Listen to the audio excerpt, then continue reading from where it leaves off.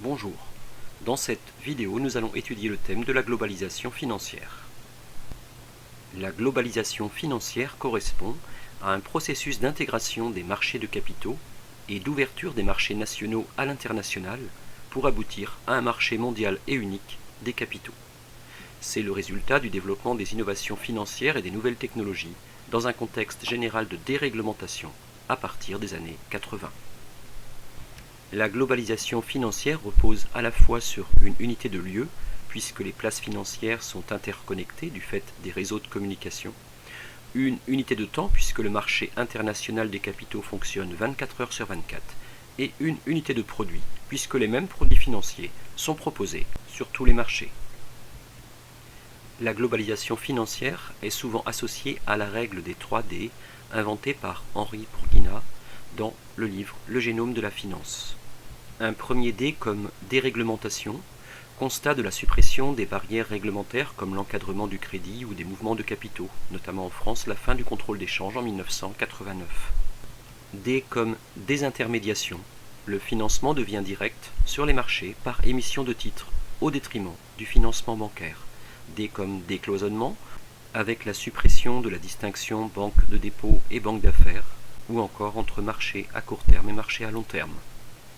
On pourrait ajouter un quatrième D comme dématérialisation, du fait du développement des technologies de l'information et de l'interconnexion qu'elles permettent entre les marchés.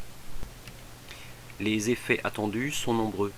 Une meilleure allocation de l'épargne sur la planète en fonction de la demande, un abaissement du coût du capital du fait de la montée de la concurrence, la stimulation de la croissance mondiale notamment dans les pays émergents, l'amélioration de la liquidité sur les marchés, un financement plus facile des déficits budgétaires pour les États, la diversification des risques ou des patrimoines, ou encore la couverture contre certains risques comme la variation du taux de change, du taux d'intérêt ou du cours des matières premières, grâce aux produits dérivés. On retrouve 5 acteurs principaux dans la globalisation financière. Tout d'abord, les firmes multinationales réalisant des investissements directs à l'étranger. Les investisseurs institutionnels comme les compagnies d'assurance, caisses de retraite qui vont placer les fonds collectés auprès des épargnants. Les banques d'investissement qui vont financer la création et le développement des entreprises. Les hedge funds qui sont des fonds spéculatifs à la recherche de profits et à court terme. Et les fonds souverains qui vont placer l'épargne des États. Une trentaine d'années après la libéralisation des mouvements de capitaux, on constate de très nombreux effets pervers. Tout d'abord, une déconnexion de la sphère financière vis-à-vis de l'économie réelle. Une allocation de l'épargne qui n'a pas toujours été optimale, en témoigne la crise asiatique. Par ailleurs, l'épargne ne se dirige pas forcément vers les pays en développement, mais reste largement drainée par les États-Unis. On constate également un développement des investissements de portefeuille au détriment des investissements à but industriel, de même qu'une gestion des capitaux à très court terme. Par ailleurs, on assiste au développement des paradis fiscaux permettant blanchiment d'argent et évasion fiscale.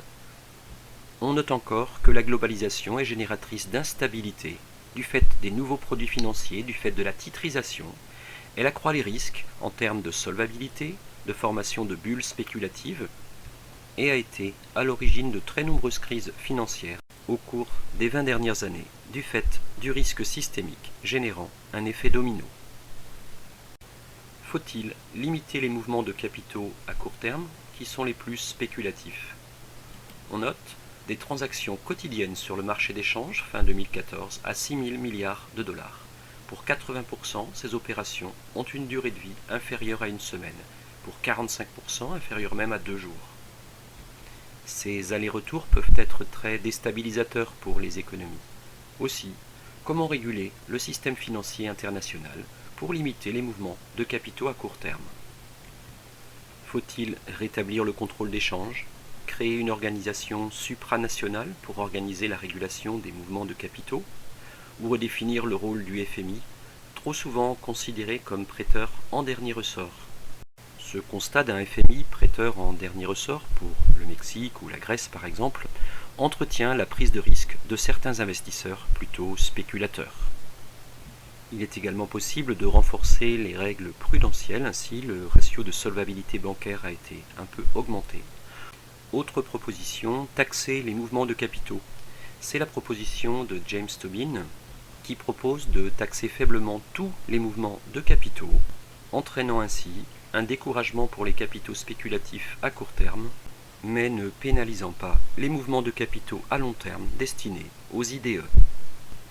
En réalité, seules des décisions concertées à l'échelle des grands acteurs internationaux peuvent avoir un intérêt, et il semble qu'il y ait bien peu de motivation pour aller dans cette direction.